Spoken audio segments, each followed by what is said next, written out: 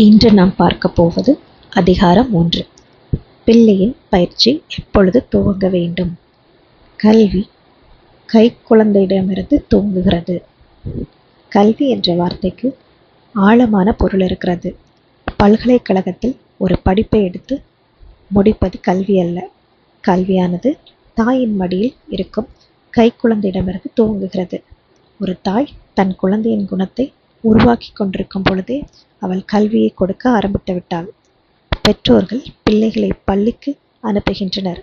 இதை செய்வதனால் பிள்ளைகளுக்கு தேவையான கல்வியை கொடுத்து விட்டதாக நினைக்கின்றனர். அநேகர் உணர்வதை விட கல்வி விரிவானதாக இருக்கிறது. கைக்குழந்தையின் நிலையிலிருந்து ஒரு நபராக வளரும் வரைக்கும் எந்த முறையில் அக்குழந்தை பயிற்றுவிக்கப்பட்டதோ அதுவே அதனுடைய கல்வியாக இருக்கிறது. தனது சிந்தனையில் திட்டமிடும் அளவுக்கு ஒரு குழந்தை வளர்ந்தவுடனே அதன் கல்வி துவங்க வேண்டும். தனது சிந்தனையில் திட்டமிடும் அளவுக்கு ஒரு குழந்தை வளர்ந்தவுடனே அதன் கல்வி துவங்க வேண்டும். மனம் ஏதுவாக இருக்கும் பொழுது ஆரம்பியுங்கள். பிள்ளையின் குழந்தை பருவத்திலிருந்தே அதற்கு கொடுக்கப்பட வேண்டிய கல்வியும் பயிற்சியும் துவங்கப்பட வேண்டும். குழந்தை பருவத்தில் எந்த தாக்கத்தையும் உடனே ஏற்றுக்கொள்ளும்படி மனம் இருக்கும். கல்வியை துவங்குவதற்கும் இதுவே ஏதுவான சமயமாக இருக்கிறது. அப்பொழுது கற்றுக் கொடுக்கப்படும் பாடங்களும் நினைவிலிருந்து மறையாது. நல்ல பள்ளியாகி விளங்கும் இல்லத்தில் தொட்டிலிருந்து வயது வரும் வரை பிள்ளைகள் பயிற்றுவிக்கப்பட வேண்டும். எந்த ஒரு நல்ல கல்வி ஸ்தாபனத்திலும் ஆசிரியர்கள் தங்கள் அறிவை வளர்த்து கொள்வதை நாம் அறிவோம். இல்ல பள்ளியின் முதன்மையான ஆசிரியரான தாயும் வாழ்க்கையின் முக்கிய பாடங்களை கற்க வேண்டும். சரியான வார்த்தைகளை பேசுவது பெற்றோரின் கடமை. ஒவ்வொரு நாளும் பெற்றோரும் கிறிஸ்துவின் பள்ளியிலிருந்து பாடங்களை படிக்க வேண்டும். அவர்கள் மீது அன்பு செலுத்துகிறவர்களாக இருக்கிறார். பின் தேவனுடைய நித்திய அன்பை பற்றிய பாடங்கள் பிள்ளைகளுக்கும் இல்லத்தில் கற்றுக் கொடுக்கப்படட்டும். பகுத்தறிவு முழுமையாக வளர்வதற்கு முன்பாகவே சரியான ஆவியை பெற்றிடமிருந்து பிள்ளைகள் கற்றுக்கொள்ளலாம். ஆரம்ப பயிற்சி பற்றி அதிகமாக படியுங்கள். பிள்ளைகளுக்கு கொடுக்கப்பட வேண்டிய ஆரம்ப பயிற்சியை குறித்து எல்லோரும் கவனமாக படித்துக் கொள்ள வேண்டும். வருமானத்திற்கென்று நாம் செய்யும் தொழிலை விட இது முக்கியமானது. பிள்ளைகளுடைய ரட்சிப்பும் இதை சார்ந்தே அமையும். குழந்தைகளாக இருந்த பொழுது அவர்களுக்கு கிடைத்த பயிற்சி அவர்கள் ரட்சிக்கப்படுவார்களா இல்லையா என்பதை தீர்மானிக்கும்.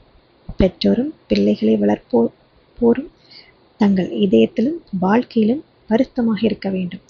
தாய் தந்தையராக முதலில் நாம் நம்மை ஒழுங்குபடுத்திக் கொள்ள வேண்டும்.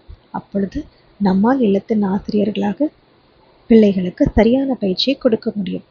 முடிவில்லா வாழ்க்கையை அவர்கள் சுதந்திரத்துக் கொள்ள அவர்களை ஆயத்தப்படுத்துவோமாக.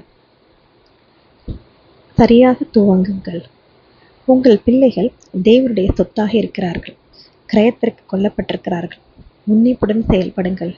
ஓ தாய்மார்களே, தந்தைமார்களே, கிறிஸ்து நடப்பதை போன்று பிள்ளைகளிடம் நடந்து கொள்ளுங்கள்.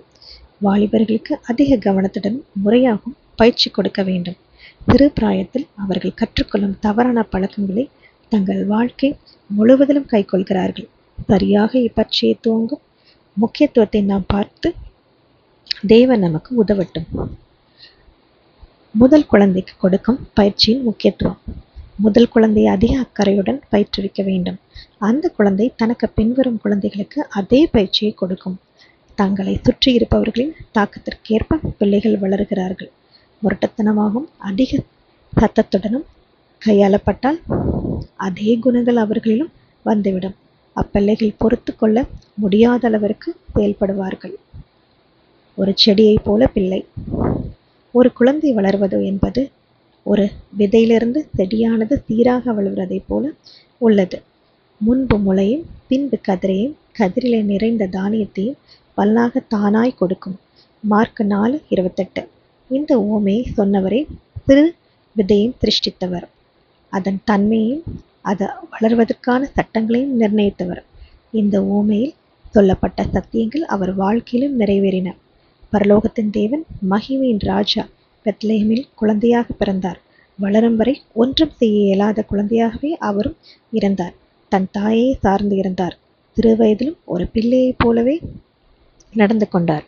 தனது பெற்றோர்களை மதித்து அவர்களது விருப்பங்களை நிறைவேற்றினார்.